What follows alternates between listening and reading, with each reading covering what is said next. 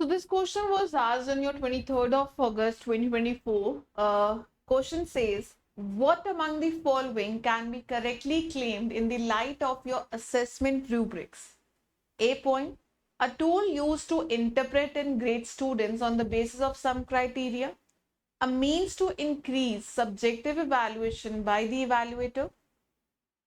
It ensures transparency and fairness in the marking process, provides an opportunity to set arbitrary standards and guidelines for the moderation, and it is an innovative evaluation system.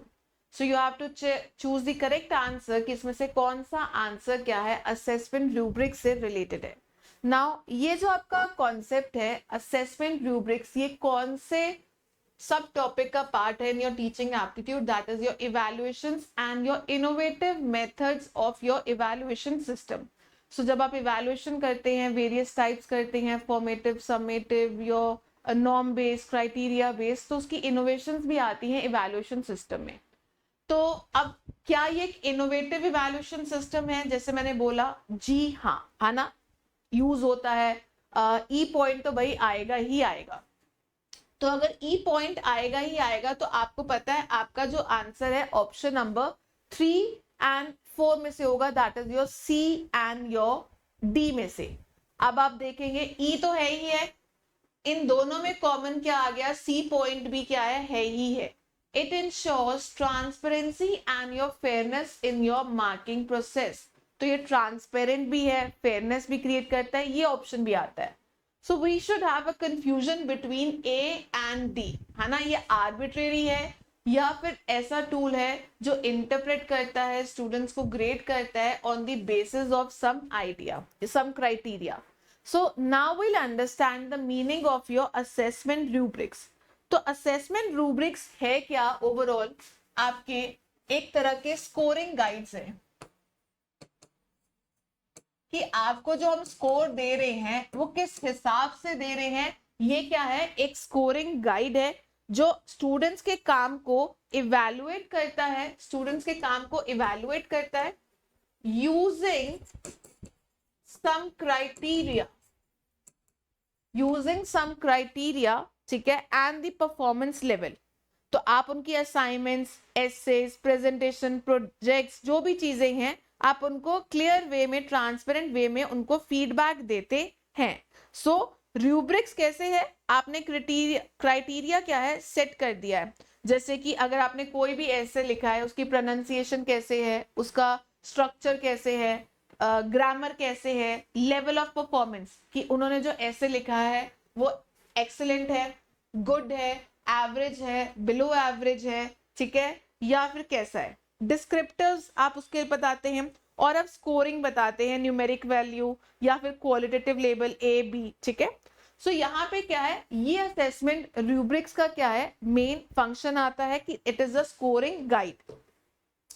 तो क्या it is a tool to interpret and grade students on the basis of some criteria? हमें पता है A option तो सही होगा ही होगा. तो इसी हिसाब से हमारा जो राइट आंसर है वो तो हमें पता चल गया कि option number 4 is the right answer. So rubric क्या है? स्कोरिंग गाइड है. अब रूब्रिक आपके दो तरह का हो सकता है, दैट इज योर एनालिटिकल, इसकी दो टाइप्स आती है, एनालिटिकल एंड योर होलिस्टिक, ठीक है. सो आइए यहाँ पे मैं आपको कुछ थोड़ा सा डिस्क्रिप्शन बताती हूँ कि किस तरह से आता है. आओ बनाते हैं हम एक चार्ट. एनालिटिकल रूब्रिक क्या है? जो डिफरेंट डायमेंशंस आपकी परफॉर्मेंस को कंसिडर करता है, ठीक है, और आपको रेटिंग्स देता है बेस्ड ऑन ईच डायमेंशंस. जैसे कि आपके सपोज करें ये हैं आपके असेसमेंट इंडिकेटर्स. आपके ऐसे का जैसे मैं बात करती हूँ, टाइटल क्या है, रिसोर्सेस क्या है, फैक्ट्स क्या है, ठीक है, अगर मैं उसकी बात कर रही हूँ स्पेलिंग्स वगैरह कैसी हैं. तो आपने क्या है, कुछ असेसमेंट इंडिकेटर्स बता दिए. अब आपने क्या है, उनके लेवल्स बताए हैं, जैसे कि एक्सीलेंट, देन योर गुड,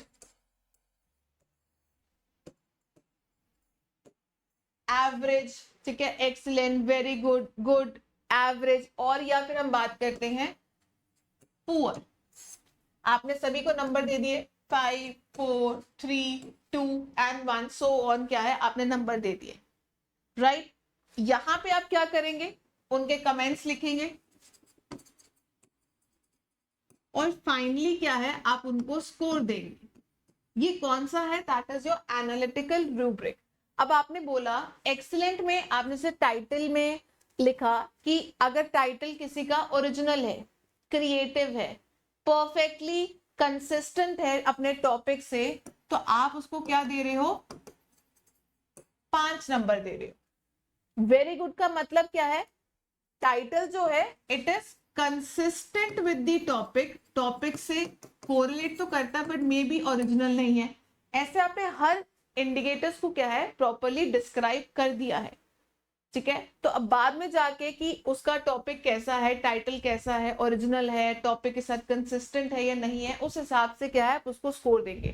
तो आपने इंडिकेटर्स डिफरेंट कर दिए, आपने क्या है परफॉर्मेंस डिस्क्रिप्टर्स बता दिए, ठीक है। तो आपके ये परफॉर्मेंस एट्रीब्यूट्स हैं, आपके ये लेवल्स हैं, और आपने डिस्क्रिप्शंस भी क्या है अच्छे से दी है। तो क्या आप हर चीज डिटेल में बता रहे हैं, जी हाँ, हर पॉइंट का, हर क्राइटेरिया का वेल डिफाइंड है। टाइम ज्यादा लेगा पर आपको क्या है, आपको पता चलेगा कि आपको ये स्कोर किस बेसिस पे मिला है ना, क्या क्राइटेरिया है। तो it is transparent also and it is your fair also. दूसरी ओर होलिस्टिक, ये था एनालिटिकल।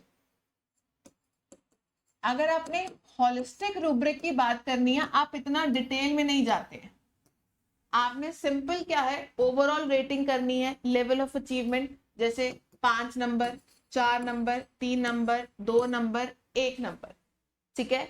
आप बोलते हो कि 5 नंबर उसको दूंगे जिसने टास्क क्या है एक्सीलेंटली कंप्लीट कर लिया है, ठीक है, जिसने अपना टास्क अच्छे से क्या है कंप्लीट कर लिया है। जहां पे आपने जो टास्क कंप्लीट किया है सैटिस्फैक्ट्री है बट विदाउट एरर्स, इतना अच्छा नहीं है पर हाँ आपने किया है बिना गलतियों के, क्या है सारा टास्क कंप्लीट कर लिया। तीसरा क्या है, जहां पे आपने टास्क तो कंप्लीट किया है बट उसमें से कुछ कुछ स्मॉल एरर्स है, आपने नहीं बताया डिटेल में जाके कि उसकी स्पेलिंग एरर्स थी, उसका टाइटल ओरिजिनल था या नहीं था, तो आपने उसको डिटेल में डिस्क्राइब नहीं किया, पर 5, 4, 3, 2 को क्या है आपने ओवरऑल बता दिया कि अच्छा है बुरा है।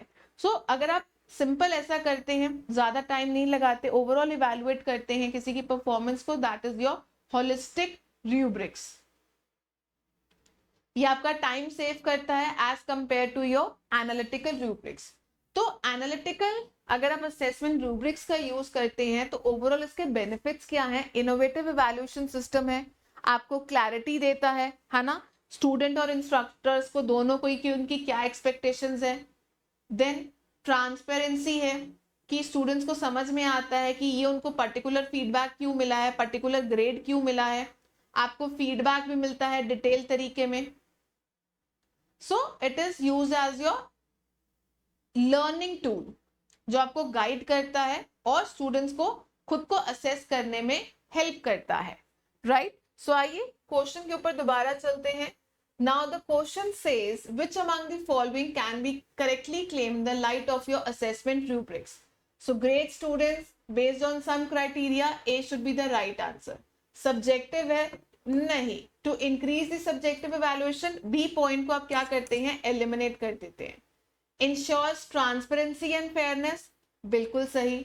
provides an opportunity to set arbitrary standards, fake normal ही है, नहीं, आपके ऑलरेडी प्रीसेट स्टैंडर्ड्स होते हैं, क्राइटेरियाज होते हैं, आर्बिट्रेरी नहीं है, तो डी पॉइंट भी एलिमिनेट हो जाएगा and is one of your innovative evaluation system. So the right answer was your option number 4 A, C and E. चलिए आई होप सो आपको ये कॉन्सेप्ट भी समझ आया होगा। Thank you for watching this.